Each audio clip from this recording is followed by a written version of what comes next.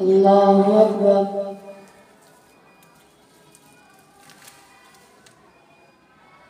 الحمد لله رب العالمين الرحمن الرحيم مالك يوم الدين إياك نعبد وإياك نستعين اهدنا الصراط المستقيم صراط الذين أنعمت عليهم غير المغضوب عليهم ولا الضالين. كذبت عاد المرسلين إذ قال لهم أخوهم هود ألا تتقون إني لكم رسول أمين فاتقوا الله وأطيعون وما أسألكم عليه من أجر إن أجري إلا على رب العالمين. أتبنون بكل ريع آية تعبثون وتتخذون مصانع لعلكم تخلدون وإذا بطشتم جبارين فاتقوا الله وأطيعون واتقوا الذي أمدكم بما تعلمون أمدكم بأنعام وبنين وجنات وعيون إني أخاف عليكم عذاب يوم عظيم. قالوا سواء علينا أوعظت أم لم تكن من الواعظين إن هذا إلا خلق الأولين وما نحن بمعذبين فكذبوه فأهلكناهم إن في ذلك لآية وما كان أكثرهم مؤمنين وإن ربك لهو العزيز الرحيم. كذبت ثمود المرسلين إذ قال لهم أخوهم صالح ألا تتقون إني لكم رسول أمين فاتقوا الله وأطيعون وما أسألكم عليه من أجر إن أجري إلا على رب العالمين. أتتركون فيما هاهنا آمنين في جنات وعيون وزروع ونخل طلعها هضيم وتنحتون من الجبال بيوتا فارهين فاتقوا الله وأطيعون ولا تطيعوا أمر المسرفين الذين يفسدون في الأرض ولا يصلحون. قالوا إنما أنت من المسحرين ما أنت إلا بشر مثلنا فأت بآية إن كنت من الصادقين. قال هذه ناقة لها شرب ولكم شرب يوم معلوم ولا تمسوها بسوء فيأخذكم عذاب يوم عظيم. فعقروها فأصبحوا نادمين فأخذهم العذاب إن في ذلك لآية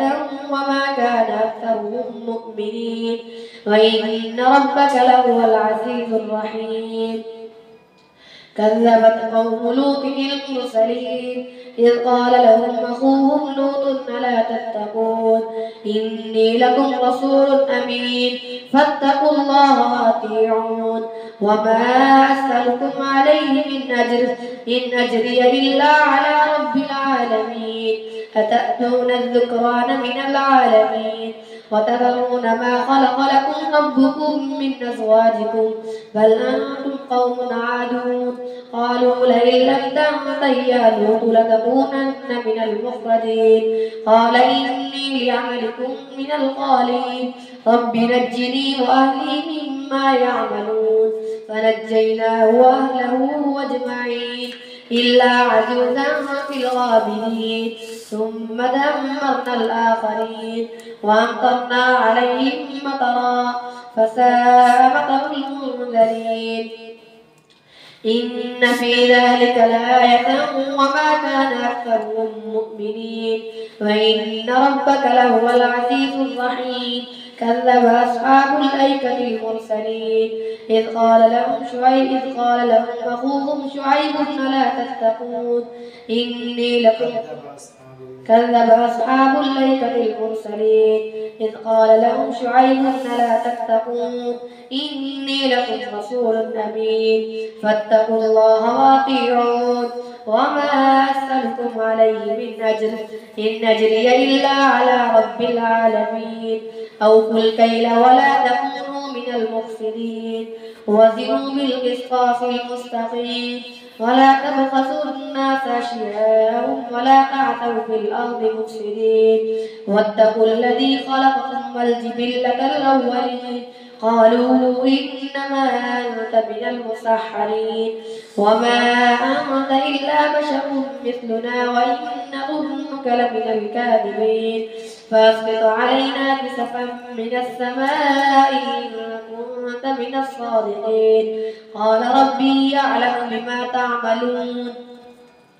فكذبوه فأخذهم عذاب يوم الذلة إنه كان عذاب يوم عظيم إن في ذلك لآية وما كان أكثرهم مؤمنين وإن ربك لهو العزيز الرحيم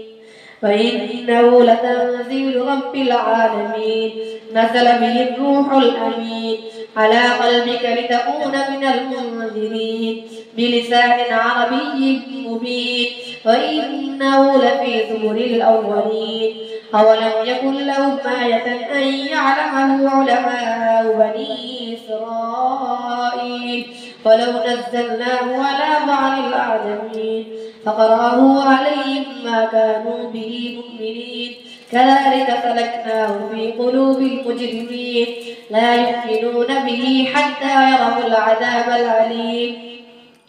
فيأتيهم بغتة وهم لا يشعرون كذلك سلكناه في قلوب المجرمين لا يؤمنون به حتى يروا العذاب الأليم فيأتيهم بغتة وهم لا يشعرون فيقولوا هل نحن منذرون أفبعذابنا يستعجلون أفرأيت إن متعناهم سنين ثم جاءهم ما كانوا يوعدون ما أغنى عنهم ما كانوا يمتعون وما أهلكنا من قرية إلا لها منذرون ذكرى وما كنا ظالمين وما تنزلت به الشياطين وما ينبغي لهم وما يستطيعون إنهم عن السمع لمعزولون فلا تدع مع الله إلها آخر فتكون من المعذبين وأنذر عشيرتك الأقربين واخفض جناحك لمن اتبعك من المؤمنين فإن عصوك فقل إني بريء مما تعملون وتوكل على العزيز الرحيم الذي يراك حين تقوم وتقلبك في الساجدين إنه هو السميع العليم هل أنبئكم على من تنزل الشياطين تنزل على كل يفاك أثيم يلقون السمع وأكثرهم كاذبون والشعراء يتبعهم الغاوون ألم تر أنهم في كل واد يهيمون وأنهم يقولون ما لا يفعلون إلا الذين آمنوا وعملوا الصالحات وذكروا الله كثيرا وانتصروا من بعد ما غلبوا وسيعلم الذين ظلموا أي منقلب ينقلبون طاسين تلك آيات القرآن وكتاب مبين هدى وبشرى للمؤمنين الذين يقيمون الصلاة ويؤتون الزكاة وهم بالآخرة هم يوقنون إن الذين لا يؤمنون بالآخرة زينا لهم أعمالهم فهم يعملون أولئك الذين لهم سوء العذاب وهم في الآخرة هم الأخسرون وإنك لتلقى القرآن من لدن حكيم عليم إذ قال موسى لأهله إني آنست نارا سآتيكم منها بخبر أو آتيكم بشهاب قبس لعلكم تصطلون فلما جاءها نودي أن بورق من في النار ومن حولها فسبحان الله رب العالمين يا موسى إنه أنا الله العزيز الحكيم وألق عصاك فلما رآها تهتز كأنها جان ولا مدبرا ولم يعقب يا موسى لا تخف إني لا يخاف لدي المرسلون إلا من ظلم ثم بدل حسنا بعد سوء فإني غفور رحيم وأدخل يدك في جيبك تخرج بيضاء من غير سوء في 9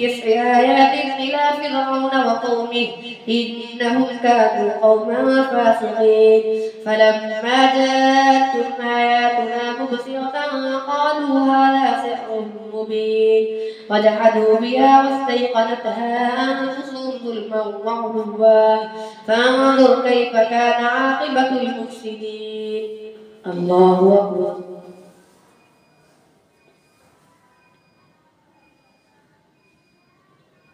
سمع الله لمن حمده. الله أكبر.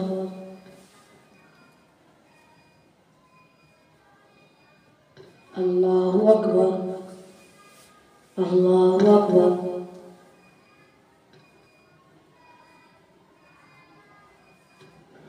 الله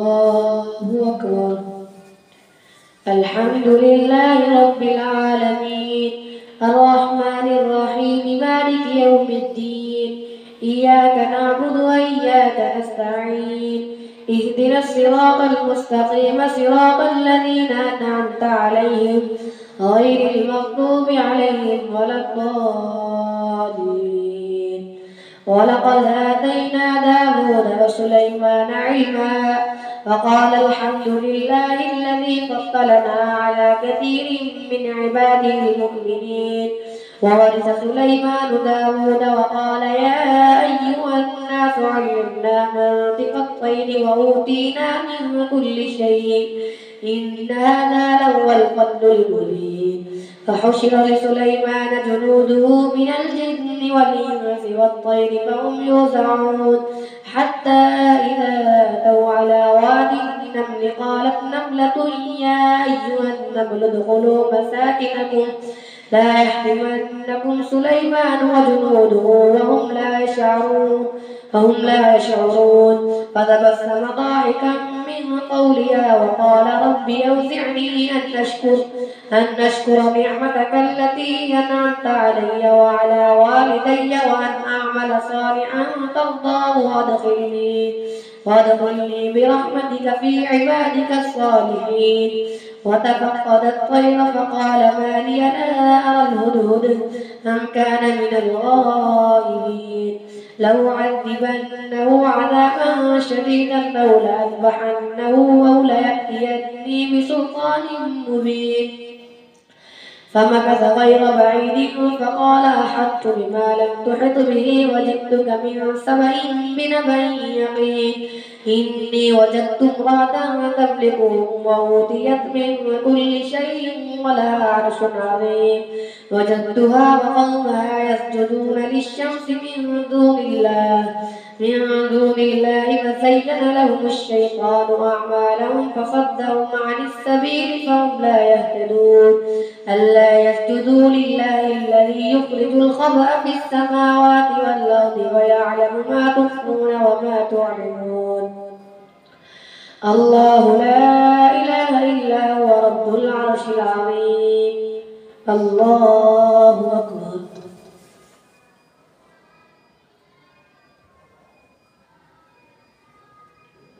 الله أكبر. قال سننظر أصدقت أم كنت من الكاذبين اذهب بكتابي هذا فألقه إليهم ثم تول عنهم فانظر ماذا يرجعون. قالت يا أيها الملأ إني ألقي إلي كتاب كريم إنه من سليمان وإنه بسم الله الرحمن الرحيم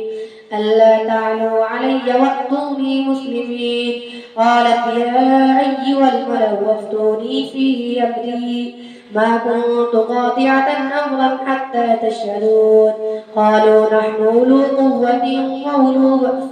شديد والأمر إليك فانظري ماذا تأمرين. قالت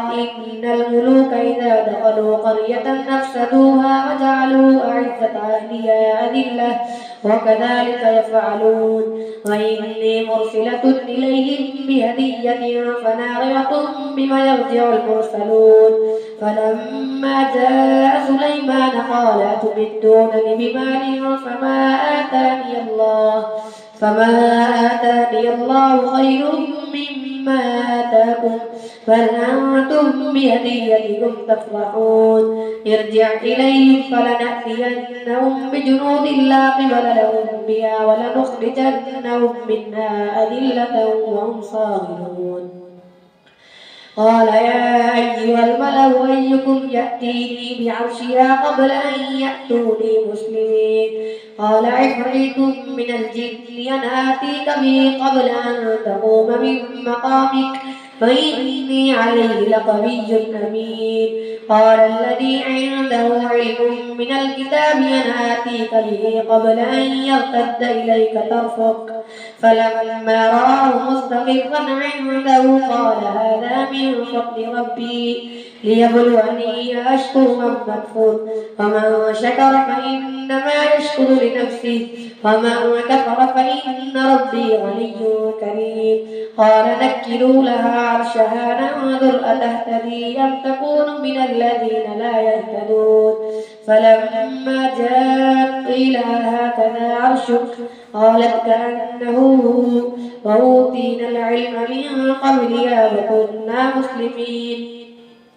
وصدها ما كانت تعبد من دون الله إنها كانت من قوم كافرين قيل لها ادخل الصرح فلما رأته حسبته لجة وكشفت عن ساقيها قال إنه صرح ممرد من قوارير قالت رب إني ظلمت نفسي وأسلمت مع سليمان لله رب العالمين